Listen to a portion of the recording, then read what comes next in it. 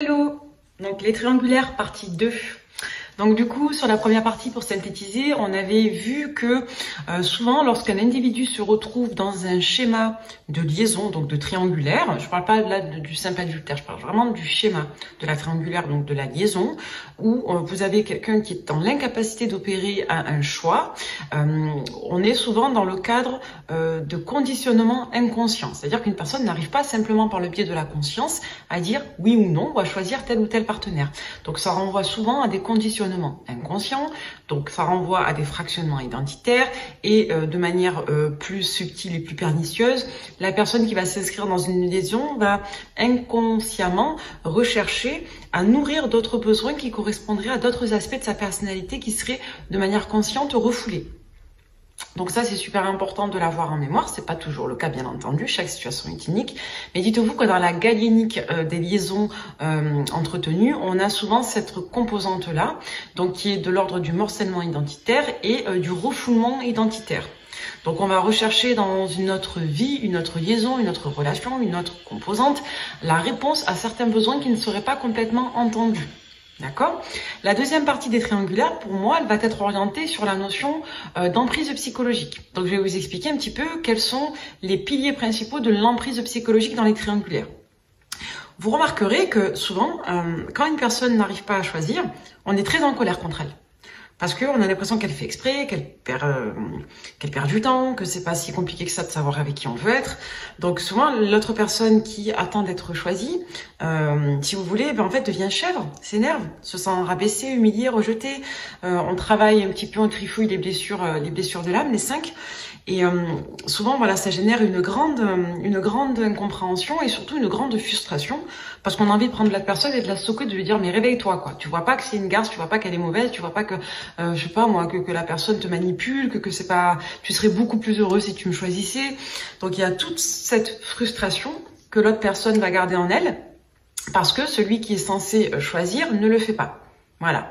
Et souvent, il faut savoir que dans les 3/4 du temps, pour les raisons que je vous ai expliquées dans la vidéo numéro 1, donc les conditionnements inconscients, la personne est souvent sous emprise. Ça veut dire qu'elle est soit sous l'emprise de sa situation de vie, soit sous l'emprise de la personne avec laquelle elle a construit sa situation de vie. D'accord? Vous allez me dire, c'est des généralités, c'est tiré par les cheveux, mais toutes les personnes qui se trouvent dans les triangulaires peuvent le confirmer, je pense, de ce que je vois et de ce que j'analyse depuis 2 ans que je fais des travaux de recherche. Il faut bien comprendre qu'une personne qui n'est pas en mesure de donner suite à un oui ou à un non, donc à un positionnement conscient, je veux cette personne, je ne veux plus cette personne, je veux cette situation, je ne veux plus cette situation, c'est une personne qui n'est pas uniquement maîtresse de la situation, de ses choix, par le biais de la volonté seule. Ça veut dire qu'il y a d'autres mécanismes qui se jouent. C'est ce que je vous ai expliqué dans la vidéo numéro 1. Donc souvent, la personne, si vous voulez, se pose en assujettissement à sa situation. En gros, la personne se sent trop faible pour gérer la situation qui la dépasse. Vous comprenez? Donc quand vous êtes en relation avec une personne que vous n'arrivez pas à la quitter, que ça crée un conflit intérieur et que du coup vous voulez partir mais vous n'y arrivez pas, c'est qu'il y a une ascendance psychologique qui est faite sur vous. Et la vraie question, c'est de savoir quelle est cette ascendance. Est-ce que c'est une ascendance affective, émotionnelle, relationnelle, donc une ascendance de personne, ou est-ce que c'est une ascendance de situation? Il faut savoir que dans le cadre des ascendances, donc des emprises psychologiques, il se greffe un ensemble, je dirais, de procédés de fonctionnement. Donc la personne, d'un point de vue rationnel en premier lieu, va essayer de marchander la réalité. C'est-à-dire qu'une personne qui est sous emprise psychologique, elle va d'abord essayer de se rationaliser, mais en faisant calquer ses représentations à la réalité, ou la réalité à ses propres représentations. Ça veut dire quoi? Ça veut dire que quand une personne n'arrive pas à se positionner face à une autre personne ou à une situation, souvent les deux sont liés, elle va d'abord essayer de transformer la réalité au profit de sa situation. Par exemple, je sais que ma femme me traite mal, je sais qu'elle est vénale, je sais qu'elle n'est pas bonne, mais, elle n'a pas toujours été comme ça. Mais il n'y a pas que ça. Mais pour autant, c'est pas l'argument de choix. D'accord, elle est comme ça, mais. Vous remarquerez que souvent les personnes sont assez lucides d'un point de vue factuel, elles peuvent reconnaître certaines choses. Bon, dans le cadre des emprises très profondes, elles ont même du mal à reconnaître certaines choses, elles se mentent à elles-mêmes. Donc elles ont tendance à se refaire la réalité, à se la réinterpréter. Mais dans les 3/4 du temps, les personnes sont assez lucides, elles le reconnaissent. Mais pour autant, elles n'arrivent pas à prendre le dessus. Ça ne génère pas de mécanisme de reprise au contrôle. Parce que la représentation que la personne se fait de l'autre individu ou de la réalité devient prioritaire à l'expérience même de la réalité qu'elle se fait. Ça veut dire que quoi? Ça veut dire que si j'ai décidé qu'une personne était une personne bonne et que cette personne avait une valeur spéciale pour moi, elle pourrait faire ce qu'elle voudrait dans la réalité, que la valeur que j'ai décidé de lui accorder serait prioritaire au jugement immédiat que j'en aurais. Admettons, je vais vous donner un exemple moi que j'ai déjà vécu. Voilà, cette personne a pris de l'argent dans la tirelire de son enfant. C'est pas très joli. Non, mais de toute façon, si cette personne a fait ça, c'est qu'elle avait une bonne raison de le faire. Pourquoi pas? Bon, un autre exemple, c'est une personne qui ment, elle te ment ouvertement, tu vois pas qu'elle te manipule, etc. Elle t'a dit qu'elle savait pas alors qu'elle le savait, on lui a dit il y a 3 jours, etc. Elle le sait très bien. Oui, peut-être qu'elle le sait, mais bon, tu sais, moi j'en ai pas la preuve, ça se trouve, voilà, elle a oublié. Bon, en gros, je vais vous pas donner d'autres exemples, c'est un peu débile, mais si vous voulez, une personne qui est sous emprise va toujours essayer de trouver des circonstances atténuantes et ou si elle ne peut pas trouver de circonstances atténuantes, elle va essayer de dédramatiser la situation. Donc on va dédramatiser la situation. C'est toujours, si vous voulez, pour maintenir et restaurer le niveau de projection positive, donc le niveau de sacralisation qu'une personne a pour maintenir sa dépendance à l'emprise. Donc, quand une personne est sous emprise psychologique, il faut savoir qu'elle va tout faire pour que son objet d'idéalisation, de sacralisation, conserve son statut à l'intérieur de soi. Pourquoi? Parce que quand une personne est sous cette emprise, elle a une forme de toile d'araignée qui est faite autour d'elle et qui l'enferme. Et si vous voulez, cette personne, comme elle est assujettie, je vous l'ai expliqué il y a quelques minutes, à cette emprise ou à cette personne qui caractérise l'emprise, elle va tout faire pour essayer de la défendre, de la valoriser et surtout de se maintenir dans ce schéma qui, comme il repose sur des représentations et non sur l'expérience de la réalité, devient du coup un repère structurant. C'est assez fou, mais c'est comme ça. Si une personne est coutumière de valoriser une autre personne dans sa tête, elle va tout faire pour maintenir ce niveau de valorisation. Pourquoi? Parce que c'est l'emprise qui fait ça. Si cette personne essaye de dévaloriser le sujet de valorisation, donc le sujet pour lequel elle est sous emprise, elle va automatiquement culpabiliser et générer de l'insécurité par le biais de la confusion. Parce que ces représentations qui sont faites pour valoriser cette situation, cette personne, vont être mises à mal. Donc elle va ressentir de l'insécurité et donc du coup de la confusion. Parce que les couches de l'inconscience et de la conscience vont se mélanger et cette personne n'arrivera plus à se restituer les données d'interprétation qu'elle aura de la personne. Il faut savoir que les 3 piliers de l'emprise psychologique et de la manipulation sont la culpabilisation, la représentation et la notion de redevance. Pourquoi ces 3 piliers-là? Parce que souvent, on arrive à construire un schéma de dépendance affective et donc de représentation à la hausse, donc un schéma d'emprise psychologique, parce qu'on arrive à créer des liens de co-fonctionnement ensemble. Donc les personnes arrivent à créer un lien de dépendance fonctionnelle et un lien de dépendance représentative. Ça veut dire qu'une personne ne pourra pas dissocier un individu d'une certaine situation.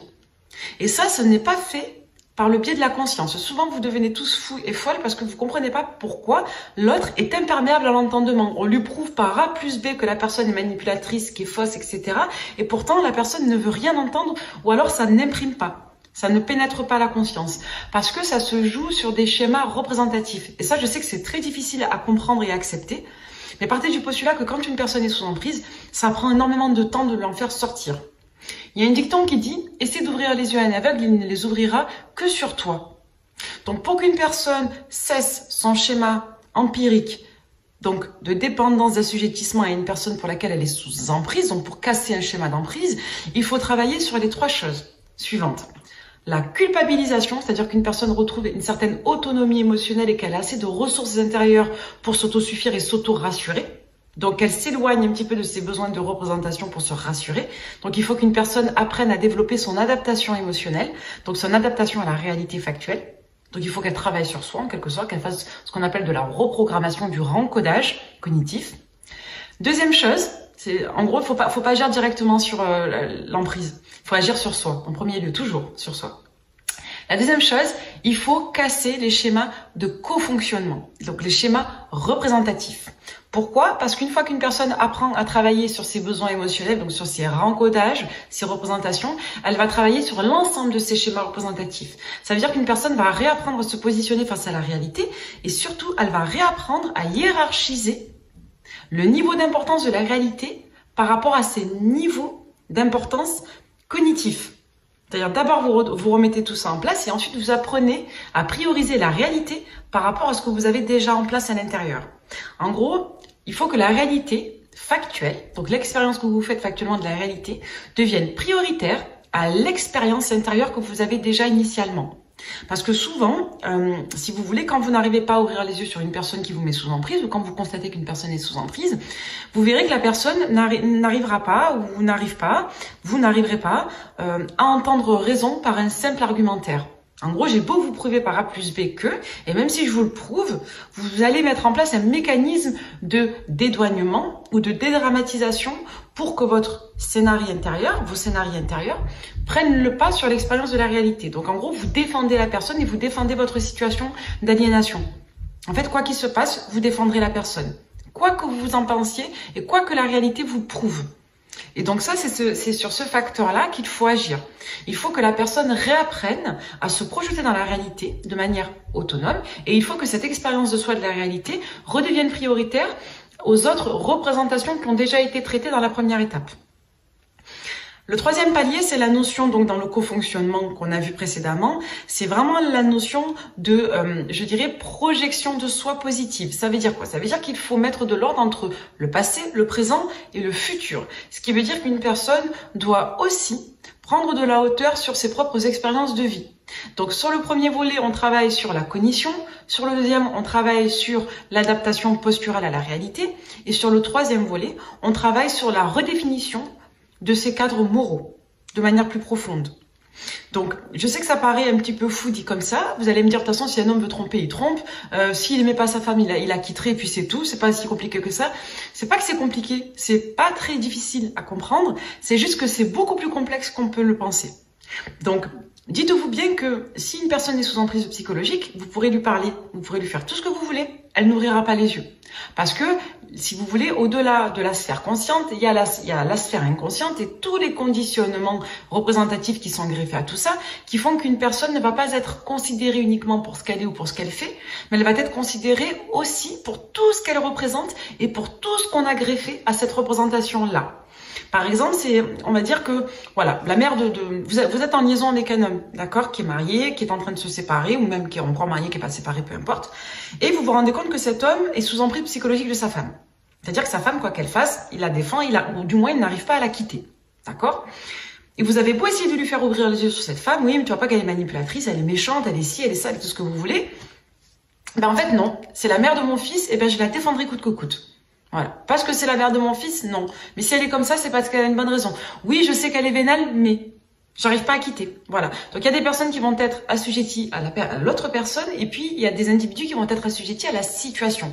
Dans tous les cas, le procédé c'est le même. Ce sont des individus qui n'arrivent pas à intégrer la priorité de la réalité à, je dirais, la priorité qui devrait être secondaire de leur représentation. Parce que c'est la mère de mon enfant, elle a une forme d'immunité qui fait que l'expérience directe que je m'en fais ne sera pas prioritaire à la valeur que je lui accorde dans ma tête. Parce que j'ai construit une union avec elle et que j'ai eu des projets, des rêves, des espoirs et une vie, je peux pas lui tourner le dos comme ça du jour au lendemain. Parce que ça correspond à une partie de ma vie que je ne veux pas accepter en échec. Vous voyez? Donc, c'est toujours une affaire de galénique, c'est-à-dire de forme, de composante et de mécanique, de conditionnement et de mécanique de représentation. Donc si vous voulez vraiment agir sur l'emprise psychologique, il va falloir vraiment agir sur les fonctionnements cognitifs d'une personne et sur sa manière de se représenter sa vie et la réalité. Et on ne sort pas d'une emprise psychologique du jour au lendemain. Il faut bien comprendre que c'est pas en lien. Moi j'avais eu une fois un homme qui m'avait dit non mais elle est pas refaite, elle a pas fait de chirurgie, c'est naturel, etc. Alors que c'était flagrant qu'elle avait de la chirurgie, la nana. Mais parce que la personne ne voulait pas admettre l'idée que, et comme cette personne lui avait dit que c'était naturel chez elle, que c'était de famille, etc., il s'était mis en tête que c'était comme ça. Voilà. Et vous pouvez faire ce que vous voulez. Hein. Si une personne est sous emprise, elle trouvera toujours un moyen de valoriser, de protéger son sujet d'emprise. C'est comme ça. Son objet de sacralisation. Donc vraiment, essayez de vous préserver vous, de ne pas prendre les situations ou les non-choix pour vous